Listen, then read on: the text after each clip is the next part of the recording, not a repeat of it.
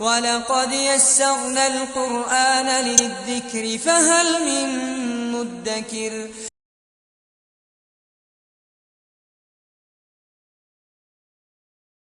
الحمدللہ رب العالمین والصلاة والسلام علی رسولہ الکریم وعلی آلہ واصحابہ اجمعین، اما بعد، فاعوذ باللہ من الشیطان الرجیم، بسم اللہ الرحمن الرحیم، رب اشرح لی صدری ویسر لی امری واحلل عقدۃ من لسانی یفقہوا قولی. الذین یؤمنون بالغیب ویقیمون الصلاۃ ومما رزقناہم ینفقون.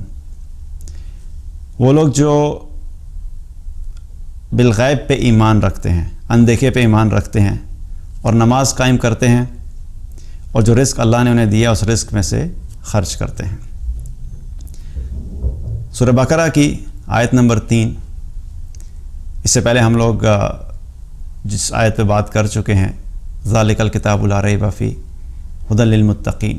اللہ تعالیٰ نے اس سے پہلے یہ تذکرہ کیا تھا کہ یہ جو کتاب ہے یہ اللہ کی کتاب ہے، یہ خاص کتاب ہے، اور اس کتاب میں کوئی شک کی گنجائش نہیں ہے، اور اس میں ہدایت ہے متقین کے لیے، تقوی والوں کے لیے. اب اللہ سبحانہ تعالیٰ نے اس آیت سے آگے ان تقوی والوں کی صفات کا ذکر کیا، یا یوں کہہ لیجئے کہ وہ شرائط جو کہ ہر انسان کو پوری کرنی ہے، جو بھی چاہتا ہے کہ وہ تقوی والی کیٹیگری میں آ جائے، متقین کی کیٹیگری میں آ جائے. تو تقوی حاصل کرنے کے لیے جو پہلی شرط ہے وہ کیا ہے؟ الذین یؤمنون بالغیب. پہلی شرط کیا ہے کہ بالغیب پہ ایمان رکھنا، اندیکھے پہ ایمان رکھنا. ہر وہ چیز جس کا ذکر اللہ تعالیٰ نے قرآن میں کیا اور نبی صلی اللہ علیہ وسلم کے ذریعے سے ہم تک پہنچایا، جس کو ہم دیکھ نہیں سکتے، اس پہ ہمارا ایمان ہونا، یہ پہلی شرط ہے. اللہ تعالیٰ کو دیکھا نہیں لیکن اللہ پہ ایمان ہے ہمارا. اللہ کے رسولوں کو دیکھا نہیں لیکن ہمارا ایمان ہے کہ وہ اللہ کے رسول ہیں. اللہ کی جو پہلے کتابیں نازل ہوئی ہیں ان کتابوں پہ ہمارا ایمان ہے. فرشتوں کو ہم نے دیکھا نہیں لیکن فرشتوں پہ ہمارا ایمان ہے کہ فرشتے ہیں. آخرت کی زندگی، جنت، جہنم، میدان محشر، موت کے بعد دوبارہ اٹھنا، اس سب پہ ہمارا ایمان ہے. اسی طریقے سے تقدیر پر ایمان. تقدیر کے جو فیصلے ہیں وہ اللہ سبحانہ تعالیٰ خود ہی کرتا ہے. کئی چیزیں ایسی ہوتی ہیں جو ہمیں ظاہری طور پہ نظر آ رہی ہوتی ہیں لیکن حقیقت میں فیصلے پیچھے اللہ تعالیٰ تقدیر کے اعتبار سے مختلف چل رہے ہوتے ہیں، اس پہ بھی ہمارا ایمان ہے. تو یہ سب چیزیں کیا ہیں؟ یہ بالغیب ہے، جس کو ہم نے دیکھا نہیں. اور یہ ایک ایمان کا بڑا مشکل حصہ ہے. یہ بڑا مشکل حصہ ہے کیونکہ جو چیز انسان کو نظر آ رہی ہوتی ہے اس پہ ایمان لانا، اس پہ یقین کرنا وہ آسان ہوتا ہے. لیکن جو چیز نظر نہیں آ رہی، جو دیکھی ہی نہیں، جس کا کوئی کانسیپٹ ہی نہیں، جس کا کوئی انسان کے ذہن میں امیج ہی نہیں ہے، تو اس پہ ایمان لانا مشکل ہوتا ہے. لیکن اللہ تعالیٰ نے ایمان کی تو متقی لوگوں کی جو صفات میں سب سے پہلے کس کا ذکر کیا کہ تمہیں جب تک تمہارا بالغیب پہ ایمان مضبوط نہیں ہے تو باقی ساری چیزیں تمہارے لیے کرنا مشکل ہو جائیں گی. کیونکہ انسان کو جو بھی نیکی کرنے کی طرف جو چیز رغبت دلاتی ہے اس کی کچھ وجوہات ہوتی ہیں. کوئی وجہ ہوتی ہے انسان نیکی کرتا ہے. کچھ لوگوں کے لیے نیکی کرنے کی وجہ یہ بنتی ہے کہ وہ اللہ سے محبت کرتے ہیں، لیکن اللہ سے محبت اسی وقت ہوگی نا جب اللہ کے بارے میں علم ہوگا اور اللہ پہ ایمان ہوگا. تو یہ کیا ہے؟ ایمان بالغیب سے کا حصہ ہے. کچھ لوگ اس لیے نیکی کرتے ہیں کہ ان کو اللہ کا خوف ہوتا ہے. اللہ کے خوف کے لیے بھی کیا ہے؟ اللہ پہ ایمان ہونا ضروری ہے، اور اللہ پہ ایمان ہونے کا مطلب کیا ہے؟ ایمان بالغیب. کچھ لوگ اس لیے عمل کرتے ہیں کہ انہیں جنت کا شوق ہوتا ہے، وہ جنت کی نعمتوں کو سوچتے ہیں، ان کو حاصل کرنے کے لیے، ان کو انجوائے کرنے کے لیے وہ اعمال کرتے ہیں کہ کسی طریقے سے ہم جنت میں چلے جائیں. تو یہ نیکی بھی جو وہ کر رہا ہے اس کا شوق جنت کی وجہ سے ہو رہا ہے، تو جنت پہ ایمان کیا ہے؟ ایمان بالغیب. کچھ لوگ اس لیے نیکی کرتے ہیں جو جہنم سے بچنا چاہتے ہیں، جہنم سے ڈرتے ہیں، جہنم کی آگ سے ڈرتے ہیں، جہنم کے عذاب سے ڈرتے ہیں، اور وہ اپنے آپ کو بچانا چاہتے ہیں اور کوشش کرتے ہیں کہ ہم ہر گناہ سے بچیں اور ہر نیک عمل کریں تاکہ ہم لوگ کسی طریقے سے جہنم سے بچ جائیں. تو یہ نیکی بھی کیوں ہو رہی ہے؟ کیونکہ بالغیب پہ ایمان ہے. جہنم کو دیکھا نہیں لیکن اس پہ ایمان ہے. تو یہ جتنی بھی چیزیں ہیں بالغیب سے تعلق رکھتی ہیں. جتنا انسان کا ایمان اور یقین ان چیزوں پہ مکمل ہوتا ہے، جتنا مضبوط ہوتا ہے، اتنا ہی انسان کے لیے اپنی زندگی میں تقوی حاصل کرنا آسان ہو جاتا ہے۔ حضرت علی رضی اللہ عنہ فرمایا کرتے تھے کہ جنت اور جہنم کو بغیر دیکھے میرا ایمان اتنا مضبوط ہے کہ اگر میں جنت اور جہنم کو دیکھ بھی لوں تو میرے ایمان میں ذرہ برابر بھی اضافہ نہیں ہوگا، کیونکہ جو کانسیپٹ صحابہ کے ذہنوں میں قرآن پڑھ کے اور رسول اللہ صلی اللہ علیہ وسلم کی احادیث کو سن کے اور آپ صلی اللہ علیہ وسلم کی صحبت میں رہ کے جو ایمان ان کا مضبوط ہوا تھا بالغیب پہ، تو ان کے لیے بغیر دیکھے ان کا ایمان اتنا مضبوط تھا، اور ان کا ایمان چونکہ اتنا مضبوط تھا اسی وجہ سے انہوں نے اپنی زندگیاں اس طریقے سے گزاری کہ اللہ سبحانہ تعالیٰ نے ان کے لیے کہا کہ رضی اللہ عنہم ورضوا عنہ، اللہ ان سے راضی ہو گیا اور وہ اللہ سے راضی ہو گئے۔ تو ایمان بالغیب پہلی شرط ہے، اور یہ مشکل اس لیے ہے کہ چونکہ نظر نہیں آتا۔ رسول اللہ صلی اللہ علیہ وسلم جب دین کی دعوت کا کام کر رہے تھے تو مختلف اوقات میں مختلف موقعوں میں مختلف آیات نازل ہو رہی تھیں اور اللہ کی طرف سے مختلف احکامات ہو رہے تھے، اور اللہ سبحانہ تعالیٰ کی طرف سے بہت ساری ایسی چیزیں ہو رہی تھیں جن کا تعلق رسول اللہ صلی اللہ علیہ وسلم کے معجزات سے بھی ہے۔ انہی میں سے ایک جو واقعہ ہے وہ کیا ہے؟ معراج کا واقعہ۔ تو ایک طرف جب آیات آتی تھیں تو مسلمان ان آیات کو کفار کے تک پہنچاتے تھے، اور وہ کفار مکہ جو تھے ان میں سے کچھ کو سمجھ لیتے تھے، کچھ کا مذاق اڑاتے تھے، کچھ کے بارے میں کہتے تھے یہ تو ہماری عقل سے باہر ہے۔ تو ایسی سچویشن میں لوگوں کو کنونس کرنا، جب کہ آپ ویسے ہی بہت تھوڑے سے ہوں اور آپ کی اپنی بات ابھی بہت زیادہ لوگ ماننے والے نہیں ہوں، تو ان کو لوگوں کو سمجھانا، ان کو کنونس کرنا، ان کو جسٹیفائی کرنا دلیل کے ساتھ، عقل کے ساتھ، لاجک کے ساتھ کئی دفعہ مشکل ہوتا ہے۔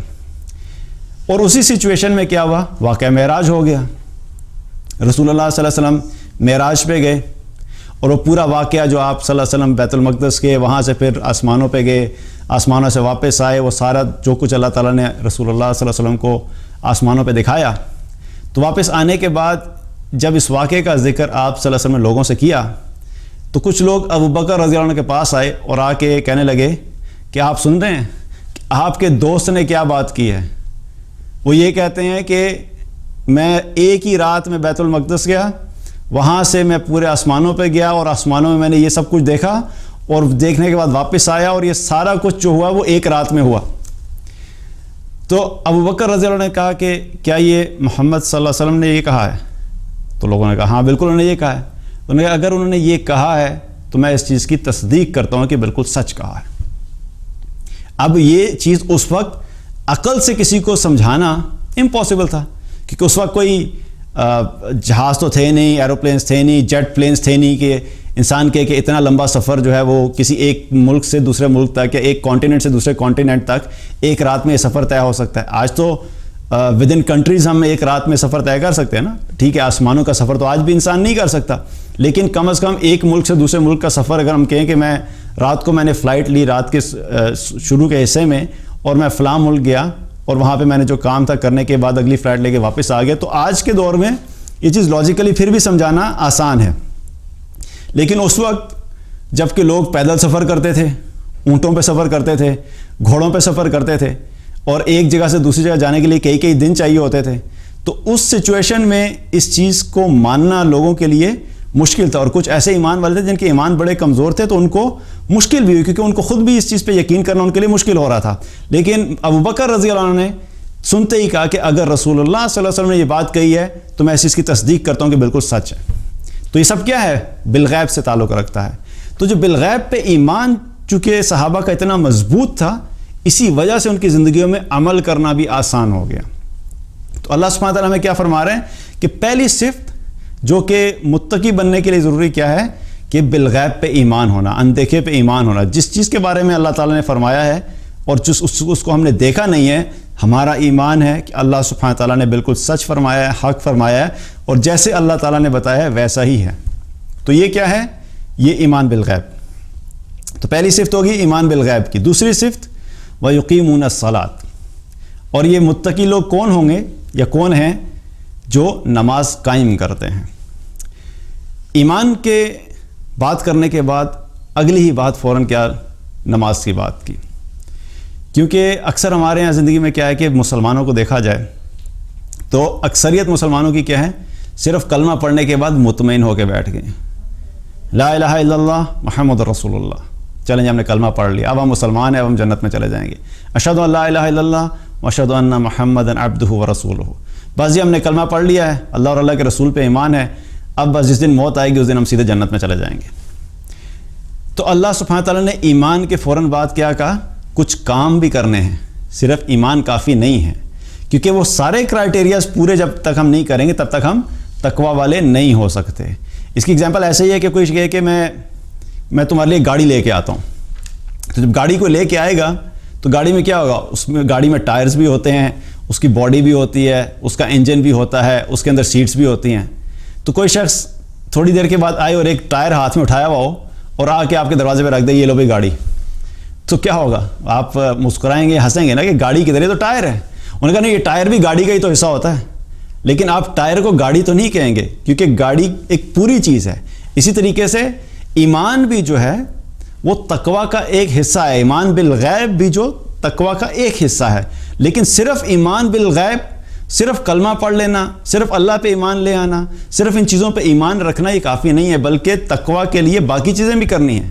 اگلی چیز اللہ تعالیٰ نے کیا فرمائی؟ وَيُقِيمُونَ الصَّلَاةَ، نماز قائم کرتے ہیں، جو ایمان لے آتے ہیں ان چیزوں پہ وہ پھر نماز بھی قائم کرتے ہیں۔ اور یہاں پر اللہ سبحانہ تعالیٰ نے نماز پڑھنے کا ذکر نہیں کیا کہ وہ نماز پڑھتے ہیں یا نماز ادا کرتے ہیں، بلکہ کیا ہے؟ نماز قائم کرتے ہیں۔ قائم کرنے میں کیا ہے؟ قائم کرنے کے بارے میں مفسرین نے اس کی پوری ڈیٹیلز دی ہیں کہ قائم کرنے کا کیا مطلب ہے۔ قائم کرنے کا مطلب کیا ہے نماز کا؟ کہ یہ وضو بھی اہتمام سے کرتے ہیں، جو صحیح طریقہ ہے، سنت طریقہ ہے، اس کے مطابق وضو کرتے ہیں۔ یہ اپنی نمازوں کو اوقات پہ ادا کرتے ہیں، یہ بھی نماز کے قائم کرنے میں ہے۔ جب نماز پڑھنے کے لیے کھڑے ہوتے ہیں تو قیام جو ہے وہ اطمینان سے کرتے ہیں، رکوع اطمینان سے کرتے ہیں، سجدہ اطمینان سے کرتے ہیں، اور جو نماز میں پڑھتے ہیں تو جو کچھ بھی پڑھتے ہیں اس کی تلاوت بھی جو ہے وہ آرام سے، اطمینان سے، سکون سے کرتے ہیں۔ اکثر کیا ہوتا ہے کہ لوگ نماز میں رکوع سجدہ تو اطمینان سے کرتے ہیں، لیکن رکوع اور سجدے میں جو تسبیحات ہیں وہ کئی دفعہ اتنی تیز پڑھ رہے ہوتے ہیں کہ ان کو خود بھی سمجھ نہیں آتی کہ وہ کیا کہہ رہے ہیں۔ تو کیا ہے کہ جو تلاوت کی جائے اور جو تسبیحات ہیں ان کو بھی آرام سے ادا کرنا، جلدی نہیں کرنی، یہ بھی کیا ہے؟ نماز کے قائم کرنے میں ہے۔ اور جب نماز پڑھتے ہیں تو ان کی نماز میں خشوع بھی ہوتا ہے، ان کا دل، ان کا دماغ اللہ کی طرف متوجہ ہوتا ہے، اس بات کی طرف متوجہ ہوتا ہے جو بات وہ کہہ رہے ہیں، جو پڑھ رہے ہیں۔ تو یہ سب چیزیں کیا ہیں؟ نماز قائم کرنے میں ہیں۔ تو اللہ سبحانہ تعالیٰ نے کیا فرمایا کہ یہ لوگ نماز قائم کرتے ہیں۔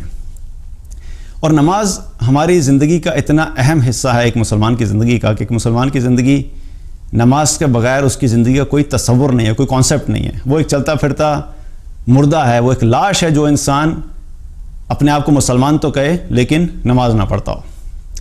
نماز کے بارے میں نبی صلی اللہ علیہ وسلم نے فرمایا بین العبد و بین الکفر ترک الصلاۃ، اتنے سخت الفاظ آپ صلی اللہ علیہ وسلم نے نماز چھوڑنے والوں کے لیے استعمال کیے کہ بندے اور کفر کے درمیان جو چیز فرق کرتی ہے وہ نماز ہے۔ یعنی جو شخص نماز نہیں پڑھتا اس کی نماز چھوڑنے کی عادت اس کو کفر تک لے جاتی ہے، اتنے سخت الفاظ ہیں۔ اور نماز کے بارے میں آپ صلی اللہ علیہ وسلم نے فرمایا کہ جس شخص کی ایک نماز چھوٹ گئی، عصر کی نماز چھوٹ گئی، فَكَأَنَّمَا وُتِرَ أَهْلُهُ وَمَالُهُ، جس کی عصر کی نماز چھوٹ گئی وہ ایسا ہی ہے کہ جیسے اس کا اہل و عیال اور مال سب کچھ لٹ گیا ہو۔ آج ہم اپنے مال کمانے میں کتنے مصروف ہوتے ہیں، اور اکثر نمازیں ہم جو چھوڑتے ہیں اس کی وجہ بھی یہی ہوتی ہے، یا لوگ اپنے مال کمانے میں مصروف ہوتے ہیں، یا اپنے اہل و عیال میں مصروف ہوتے ہیں، یا اپنے دوستوں میں اور فرینڈ سرکل میں مصروف ہوتے ہیں، جس کی وجہ سے کیا ہوتا ہے؟ نماز چھوٹ جاتی ہے۔ اور رسول اللہ صلی اللہ علیہ وسلم کیا فرما رہے ہیں کہ جس شخص کی ایک نماز چھوٹ گئی، ساری نمازوں کی بات نہیں، ایک نماز چھوٹ گئی، اس کا نقصان جو ہے، اس کے نقصان کیا ہے کہ ایسے ہی ہے کہ جس کے سارے اہل و عیال یعنی فیملی ممبرز اور اس کا مال، اس کے پاس جو کچھ بھی تھا، کوئی ڈاکو آئے اور وہ سب کو لوٹ کے لے کے چلے گئے۔ تو کیا ہوا کہ اس انسان کی زندگی میں جو سب سے اہم چیز تھی، اس کا مال اور اس کے اہل و عیال، اگر وہ اس کی زندگی سے نکل جائیں تو اس کی زندگی کیسی ہوگی، اس کی کیا فیلنگز ہوں گی، اس کو کتنا غم ہوگا، اس کو کتنا افسوس ہوگا۔ اس انسان کی کیفیت کو الفاظ میں بیان نہیں کیا جا سکتا کہ اس شخص کا کتنا بڑا نقصان ہے۔ اور اگر کسی کے بارے میں یہ خبر پہنچے کہ اس کے گھر میں ڈاکہ پڑا اور اس کے گھر والوں کو بھی لے گئے اور اس کے مال بھی سارا لوٹ کے لے گئے، تو بہت سے لوگ اس کی اس کے گھر افسوس کرنے کے لیے آئیں گے کہ تمہارا بڑا نقصان ہو گیا. لیکن آج ہماری زندگی میں ہم دیکھیں تو کتنے عرصے نمازیں چھوڑتے چلے جاتے ہیں, لیکن چھوڑنے والے کو بھی افسوس نہیں ہوتا, اور جو ارد گرد کے لوگ ہیں جب ان کو پتہ لگتا ہے کہ نماز نہیں پڑھتا اور نماز اس کی چھوٹ گئی تو ان کو بھی کوئی افسوس نہیں ہوتا. تو آپ صلی اللہ علیہ وسلم کیا فرما رہے ہیں کہ ایک نماز کا چھوڑنا اتنا بڑا نقصان ہے. تو نماز ہماری زندگی میں بہت اہم ہے, اس کے بغیر ایک ایمان والے کی زندگی کا کوئی تصور ہی نہیں ہے. اسی لیے اللہ تعالیٰ نے قرآن کے شروع میں ہی ہمیں بتا دیا کہ کیا چیزیں اہم ہیں ایک انسان کی زندگی میں, ایک مسلمان کی زندگی میں, اگر وہ تقوی والا ہونا چاہتا ہے. اور نماز کی جہاں پہ ہم نے بات کی کہ قیام, رکوع اور سجدہ, ان کو بھی آرام سے کرنا, سکون سے کرنا, اطمینان سے کرنا. اسی طریقے سے نماز میں خشوع کا اہتمام کرنا. اللہ تعالیٰ نے قرآن میں فرمایا اقیم الصلاۃ للذکر, نماز قائم کرو میری یاد والی نماز. اور نماز کا مقصد بھی یہاں پہ پتہ لگ گیا کہ نماز پڑھنے کا اصل مقصد کیا ہے, کہ ہم اللہ سبحانہ تعالیٰ کو نماز میں یاد کریں. جتنا ہم اللہ کو نماز میں یاد کریں گے اتنی ہی ہماری نمازیں جو ہے وہ اچھی بھی ہوں گی اور ان کو قبولیت کا درجہ بھی ملے گا, اور ان کا ہمیں دنیا میں فائدہ بھی ہوگا. ہمارے دلوں کو سکون ملے گا, ہماری زندگیوں میں سکون آئے گا, ہماری زندگیوں سے گناہ نکلیں گے. وہ جو نماز کے جتنے بھی فائدے ہیں وہ اس صورت میں ہے کہ جب نماز کو ہم اس طریقے سے ادا کریں جس طریقے سے ادا کرنے کا حق ہے. تو خشوع کا بھی اہتمام کرنا, نماز کو خشوع سے پڑھا جائے اور اہتمام کے ساتھ پڑھا جائے, کیونکہ نبی صلی اللہ علیہ وسلم اور صحابہ جو تھے وہ صرف نماز ایسے ہی پڑھ نہیں لیا کرتے تھے جس طرح ہم لوگ پڑھ لیتے ہیں.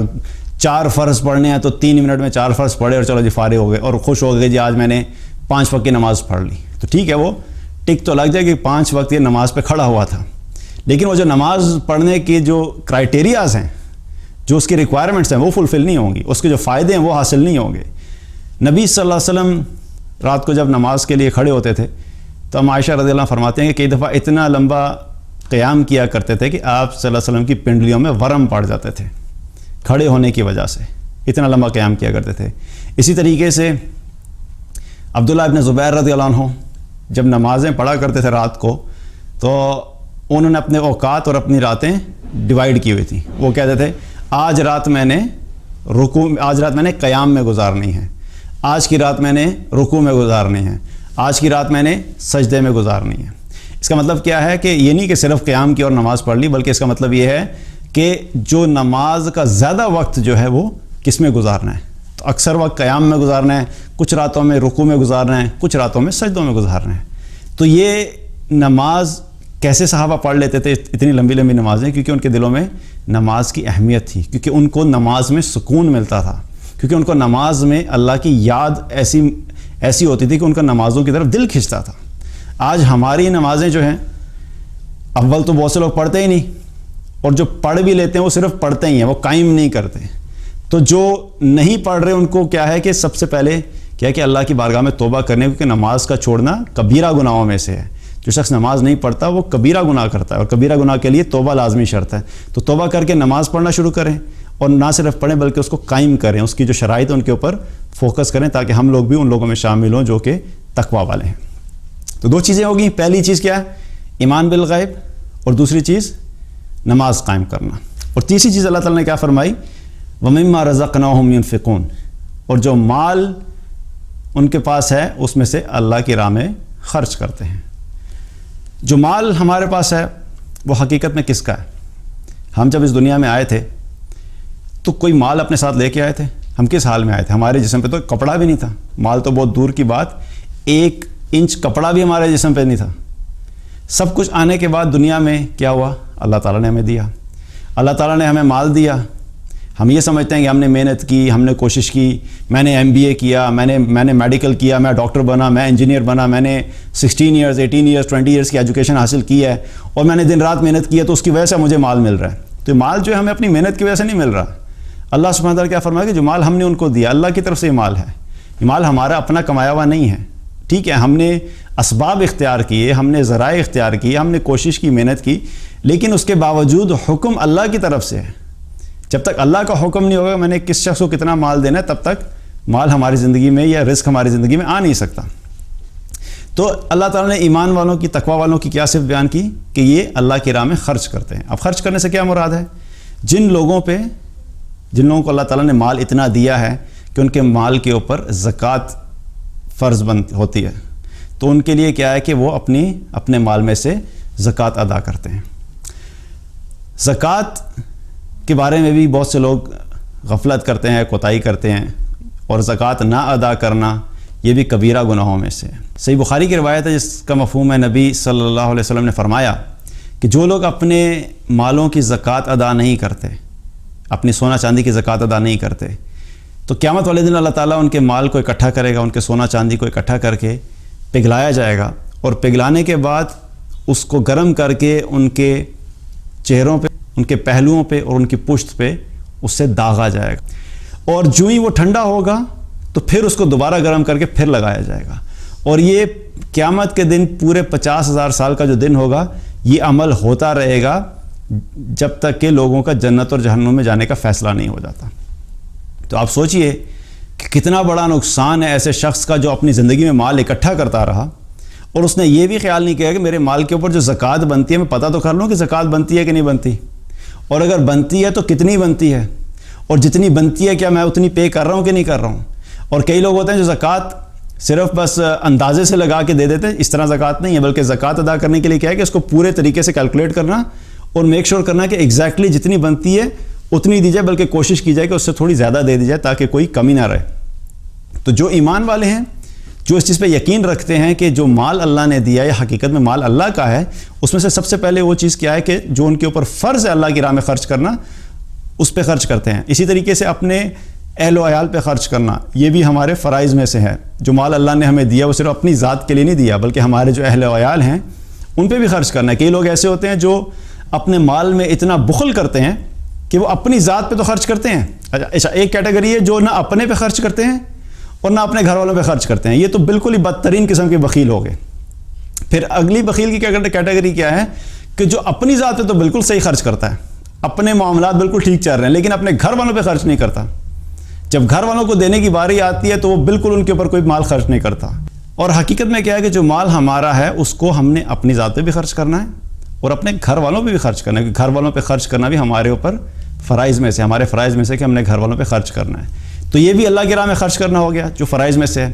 پھر اس کے علاوہ جو ہے ایمان والے وہ کیا کرتے ہیں، وہ اللہ کی راہ میں صدقے کے طور پہ بھی خرچ کرتے ہیں، جہاں پہ فرض نہیں ہے، اگر نہ دیا تو کوئی نقصان نہیں ہوگا، نہ دیا تو شاید اس کا کوئی گناہ نہیں ہوگا، لیکن اس کے باوجود اللہ کی راہ میں وہ دل کھول کے مال خرچ کرتے ہیں۔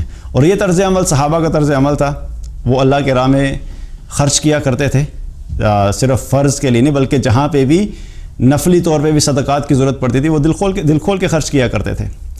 جب قرآن میں آیت آئی لن تنالوا البر حتى تنفقوا مما تحبون، کہ تم نیکی کو ہرگز نہیں پہنچ سکتے جب تک کہ تم اللہ کی راہ میں وہ چیزیں نہ خرچ کرو جو تمہیں محبوب ہیں، تمہاری محبوب ترین چیزیں۔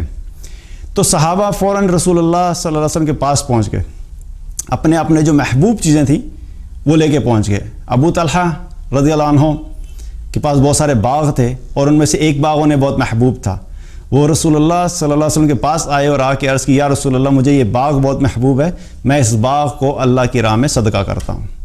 تو آپ صلی اللہ علیہ وسلم نے فرمایا کہ تم اس باغ کو اپنے خاندان والوں میں جا کے تقسیم کر دو۔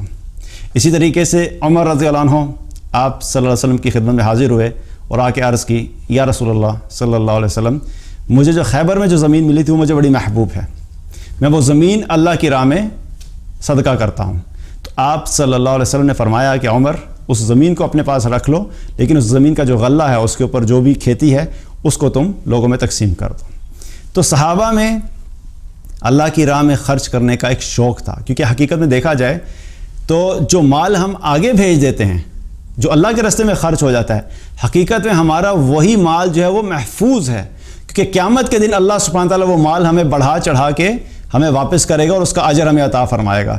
جو مال یہاں پہ ہم چھوڑ کے چلے جائیں گے، جتنا بھی کمایا، جو بڑے بڑے بینک بیلنسز ہیں، بڑی بڑی پراپرٹیز ہیں، پوری دنیا میں گھر لوگ بناتے پھرتے ہیں کہ میرے فلاں کنٹری میں اتنے گھر ہو گئے، فلاں کنٹری میں اتنی پراپرٹی ہوگی، جس دن قبر میں جائیں گے یہ ساری پراپرٹی یہیں پہ رہ جائے گی، کیونکہ اللہ کی راہ میں اگر خرچ کی ہوتی وہ تو قیامت کے دن وہی پراپرٹی وہی مال کام آ جانا تھا، لیکن چونکہ چھوڑ کے چلے گئے تو اب دنیا سے بھی محروم اور آخرت سے بھی محروم۔